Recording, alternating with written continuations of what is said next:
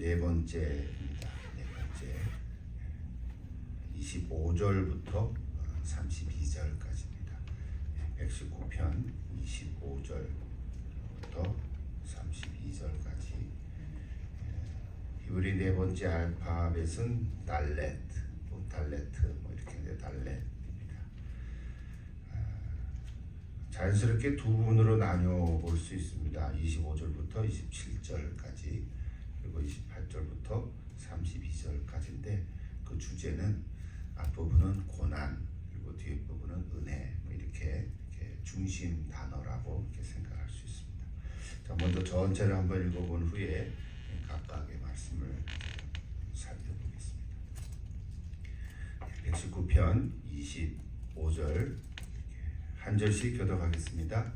여러분 매일 성경 펴주세요. 또 말씀 주십니다.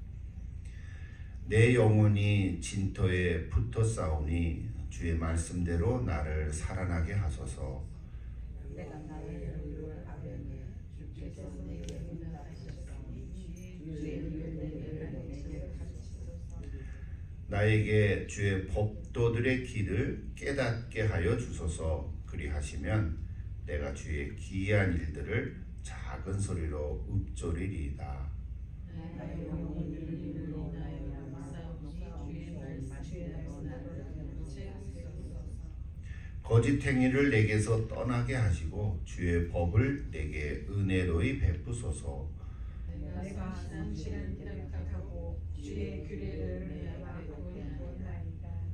내가 주의 증거들에 매달려 싸우니 여호와여 내가 수치를 당하지 말게 하소서. 주께서 내 마음을 넓히시면 내가 주의 계명들의 길로 달려가리이다.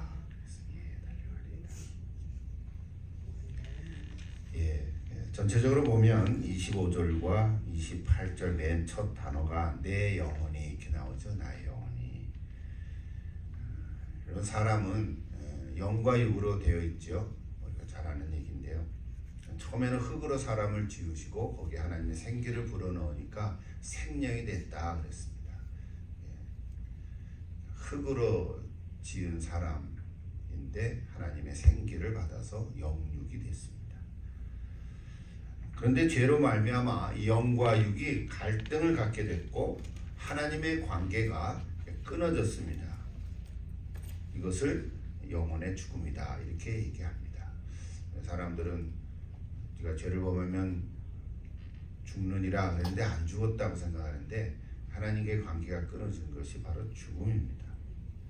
그럼에도 불구하고 하나님께서 계속해서 사람을 사랑하셔서 그때그때마다 시대마다 사람을 택하여서 또 하나님의 메시지를 주고 구원의 역사를 이루셨습니다. 그것이 구속사죠. 그러다가 마침내 예수님이 오셔서 모든 죄 가운데 있는 사람을 구원해 주시려고 십자가에서 달려 돌아가심으로 우리를 살려주셨습니다. 그거를 살려내는 영이다 이렇게 얘기합니다. 첫사람 아담은 사한 영이 됐지만 예수님은 우리를 살려내는 영이 됐습니다. 그러니까 죽어있는 영을 살려낸 거죠. 이것이 사실은 복음입니다. 그래서 예수를 믿는 자는 죽어있는 영이 다시 살아나서 하나님과의 관계가 회복이 된 거죠. 이것이 구원이고 이것이 바로 새로운 존재의 모습입니다. 제가 짧게 1분 얘기했는데 영육으로 함께 살아가는 인간의 존재의 모습입니다. 오늘 저와 여러분도 다 영육이 함께 삽니다. 육의 생명도 귀하고 영의 생명도 귀한 거죠. 육의 생명도 또 음식을 먹어야 되고 영의 생명도 말씀을 먹어야 되죠. 근데 어떤 사람은 육의 생명만에 관심을 갖고 살아가는 사람이 얼마나 많냐 이 말이죠. 그래서 우리가 다 예수 믿고 영의 생명이 살아난 존재이기 때문에 영육 간에 함께 살아가고 있습니다. 이게 얼마나 축복입니까? 그럼에도 불구하고 우리가 예수 믿는 우리 영적인 생명을 가졌는데 이 땅에 살기 때문에 이 영육 간의 갈등이 여전히 있습니다. 이것이 이제 우리의 삶의 존재죠. 예수 믿는 사람이라고 모든 게 다 좋으면 얼마나 좋겠습니까? 그럼에도 불구하고 예수 믿는 사람이라도 영육 간의 갈등이 있죠. 믿지 않는 사람들은 영육 간의 갈등이라고 보지 아니하고 그 인간이 원래 그런 거야. 인간의 고통이 있는 거야. 고난이 있는 거야. 이렇게 그냥 얘기하고 말지만 우리 예수 믿는 사람은 영적인 관점이 있기 때문에 영육의 갈등을 우리가 이해하고 알고 있습니다. 예수 믿기 전까지는 몰랐었는데 예수 믿은 다음에는 영육의 갈등을 느끼는 거죠. 그것이 예수 믿은 사람의 증거인 거죠. 사실은 영육의 갈등이 있다는 자체가 구원받은 증거라는 거죠.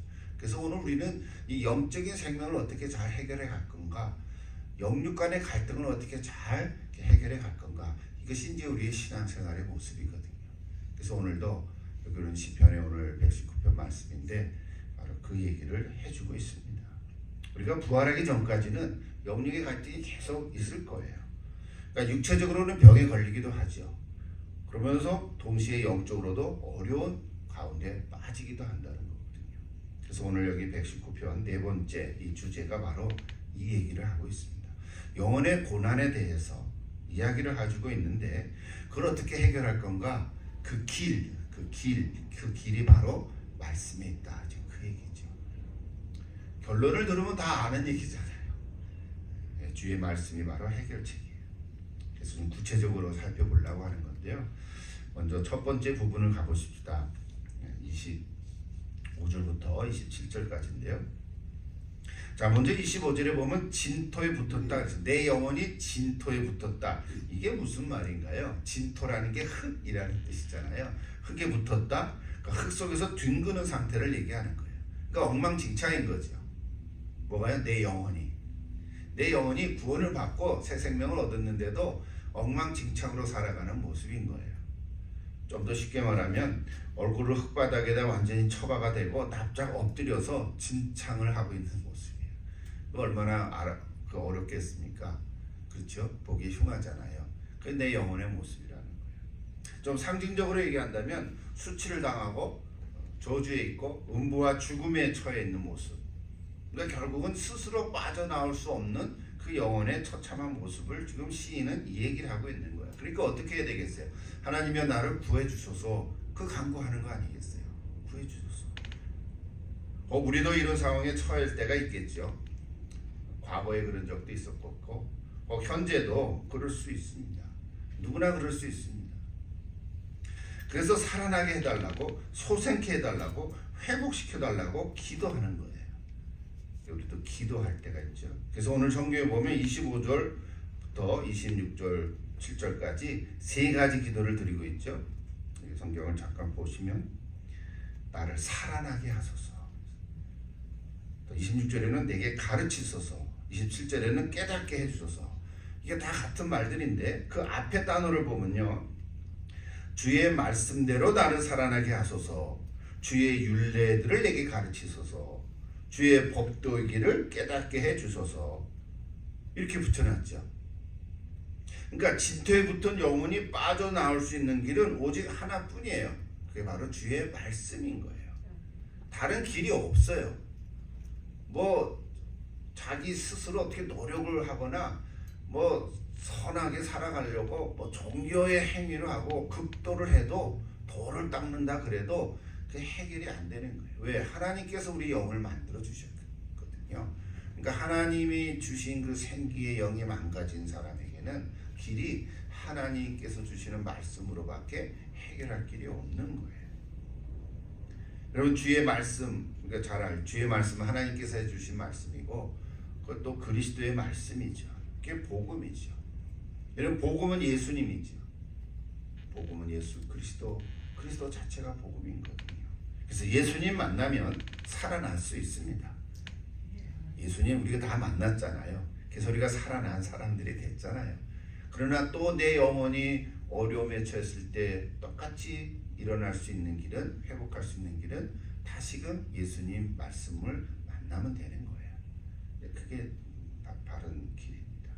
그래서 27절 후반부를 보십시오. 같이 한번 읽을까요?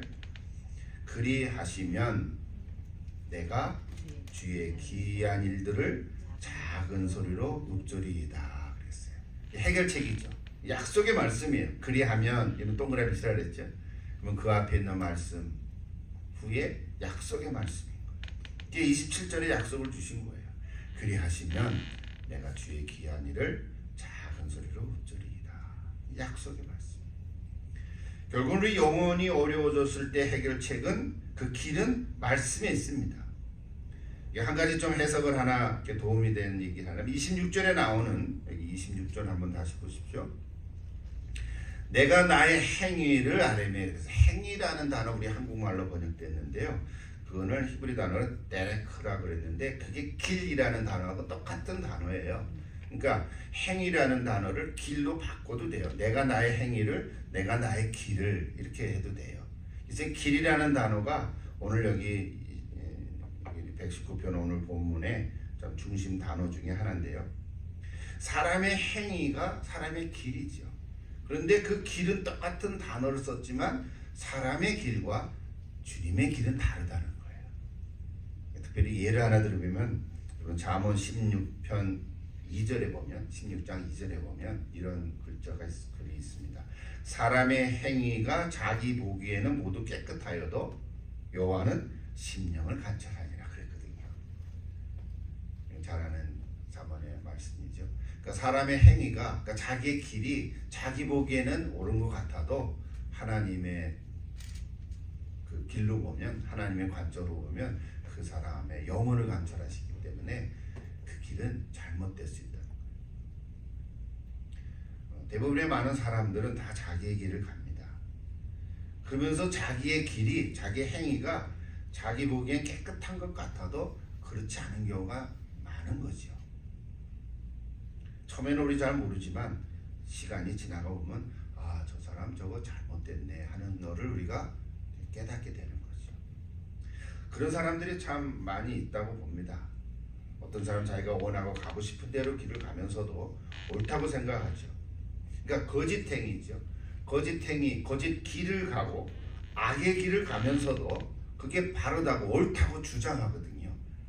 다 주장해요. 그냥 서면은 다 그거 좋다고 따라다니는 사람들이 나중에 보니까 저거 잘못된 거네, 저거 악의 길이네, 죄악 길이네 하고는 다 떨어져 나가는 거죠. 결국에는 다 드러날 겁니다. 그러므로 그 길이 바른 길인지를 잘 분별해야 되는데, 그래서 이제 기도하는 거예요. 주의 길을 깨닫게 해달라고. 그것이 이제 26절의 기도 제목이에요. 길이라는 단어도 참 좋은 단어죠. 데레크, 길. 오늘 본문에도 보면 그 길이라는 단어가 5번이나 나옵니다. 길이라는 단어가 행위를 길로 보면 5개 나오는데 맨 마지막 32절에 보면 결론이지만 내가 주의 길로, 그래서 주의 계명의 길로, 주의 말씀의 길로 달려가리이다 그랬어요. 그래서 이제 피어리드가 찍히는 거죠. 고백하는 거죠. 그래서 이제 첫 번째 부분의 이야기입니다. 여러분 다 내가 가는 길이 주님의 길이 될 수 있기를 축복합니다. 여러분 욥의 고백이 있잖아요. 내가 가는 길을 누가 하시라요? 주께서 하시나니 내가 단련한 후에는 정금같이 나으리라 고백했잖아요. 오늘 저 여러분도 우리가 혹 잘못된 길로 갈 수도 있겠죠. 길이 잘못된 건 아니지만 그러나 그 길을 주님의 편에서 이렇게 살펴볼 때 우리의 길을 다시금 온전케 해 줄 줄로 믿습니다. 두 번째 부분 가보십시다. 28절부터 마지막 32절까지인데요. 자, 28절에도 보면 25절과 똑같은 줄. 나의 영혼이 눌림으로 말미암아 녹는다 그랬어요. 25절은 내 영혼이 진토에 붙었다. 같은 의미의 내용이죠. 그 영혼의 상태를 반복적으로 얘기한 겁니다. 똑같이 세 가지를 기도하죠. 28절에 보면 주의 말씀대로 나를 세우소서. 또 29절에 주의 법을 내게 은혜로 베푸소서. 그리고 31절에 주의 증거들에 매달려 싸우니 여호와의 억담 내가 수치를 당하지 말게 하소서. 여전히 세 가지 기도를 하고 있습니다. 여기 28절에 세우소서라는 기도는 나를 온전케 다시 해달라는 거죠. 회복하게 해달라는 거죠. 여러분 집을 지을 때 중요한 것이 땅을 파고 기초를 세우는 거 아니겠어요? 그리고 기둥을 세우는 거, 이게 제일 중요하죠. 그래서 이게 시간이 제일 오래 걸리는 것 같아요. 저희 집으로 가는데 그 옆에 큰 공터에 공사를 거의 작년부터 시작해서 몇 개월, 거의 1년 다 걸린 것 같아요. 기초를 다 해놓고는 그 다음에 뭐 해나 봤더니 그또 아파트를 콘도 한 3층짜리 콘도를 세우는데 금방 세우는 게 한두 달 만에 휙 올라갔어요. 거의 다 올라간 것 같아. 여름에 분양하는 것 같아. 그러니까 기초를 세우는 데는 1년이 걸리는데 집 세우는 데는 금방 하는 거예요.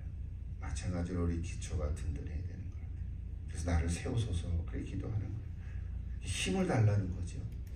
또 29절에 나오는 기도도 은혜를 베풀어 달라는 기도죠.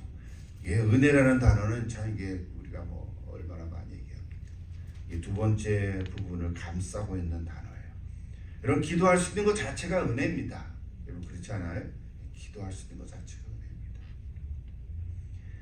그런데 은혜를 베푸신다고 고난의 상황이 저절로 없어지는 것은 아니에요. 하나님의 은혜는 그 고난 속에서도 포기하지 않고 주의 길로 나아갈 수 있도록 힘을 주신다는 거죠. 그 힘이 어디서 오는가? 주의 말씀에서 온다는 거죠. 29절에도 거짓행위, 여기 행위라는 단어가 또 나왔죠. 거짓행위, 즉 거짓 길이지요. 거짓 길을 버리고 주의 법, 또 주의 말씀, 또 주의 길, 뭐 이렇게 다 얘기할 수 있어요. 그러니까 거짓 행위, 거짓 길을 버리고 주의 길로 갈 수 있도록 은혜를 베풀어 달라는 거예요. 오늘 시편 119편 오늘 전체 본문은 다 한 가지 주제를 얘기하고 있습니다. 마지막 31절에 나오는 기도 볼까요? 수치를 당하지 말게 해달라고 기도하고 있습니다. 우리 예수 믿는 사람들은 또 영육간에 회복이 돼서 영적인 생명을 살아가는 우리들에게는 수치를 당하면 안 됩니다. 어려움은 있더라도, 어려움은 당하더라도, 고난 속에 있더라도 수치를 당하면 안 되겠습니다. 그래서 그 자체가 은혜입니다. 그 앞을 보면 내가 주의 증거들에 매달렸다 그랬어요. 이 매달렸다는 단어가 25절에 나오는 진토에 붙었다라는 단어와 같이 썼어요. 우리나라 말로는 이렇게 풀어서 설명했잖아요. 주의 증거들에 매달렸다, 진토에 붙었다. 그 영어로도 보면 클링이라는 게 딱 달라붙은 거예요. 해결할 길이 없어요. 내 스스로는 그걸 뗄 수가 없어요. 그래서 우리 말씀뿐이다 이거죠. 거짓 인생을 살았던 사람은 그것이 드러나는 것을 가장 두려워합니다. 그래서 어떻게든지 숨기려고 하지 않겠습니까? 그래서 시인은 거짓 길을 버리고 성실한 길을 택하고, 그래서 성실한 길을 택하고 택할 수 있도록 은혜를 베풀어 달라고 기도하고 있습니다. 역시 결론은 약속의 말씀으로 고백하고 있습니다. 이 마지막 32절 보십시오. 여기 그리하면이라는 단어가 사실은 없지만 그 속에 있는 거죠. 주께서 내 마음을 넓히시면, 그렇죠? 주께서 내 마음을 넓힌다는 말은 그 안에 주의 말씀으로 가득 차면, 그리하면 내가 주의 계명들의 길로 달려가리이다. 이것이 이제 결론의 오늘 이야기죠. 주의 길로 달려가리이다. 오늘 저 여러분이 어떤 영혼의 어려움이 있더라도 주의 말씀의 길로 달려가면 됩니다. 그럼 다시 회복이 되고 살아날 수 있습니다. 여기 25절에 처음에 진창에 꼬꾸라진 장면으로 시작했잖아요. 내 얼굴을 흙통에 쳐박고 그렇게 그냥 뒹구는 그런 모습으로 시작했는데 마지막 32절은 어때요? 주의 길로 달려가는 승리하는 모습이잖아요. 오늘 저 여러분이 다 이렇게 승리하는 사람 되기를 기도합니다. 아멘. 지금까지 살아온 여러분의 삶이 어떠하든지 간에 오늘 말씀을 읽고 묵상하는 가운데 오늘을 살아가는 여러분의 신앙 여정 가운데 영적으로 꼭 어려움이 있더라도 주의 말씀으로 승리하고 참 자유한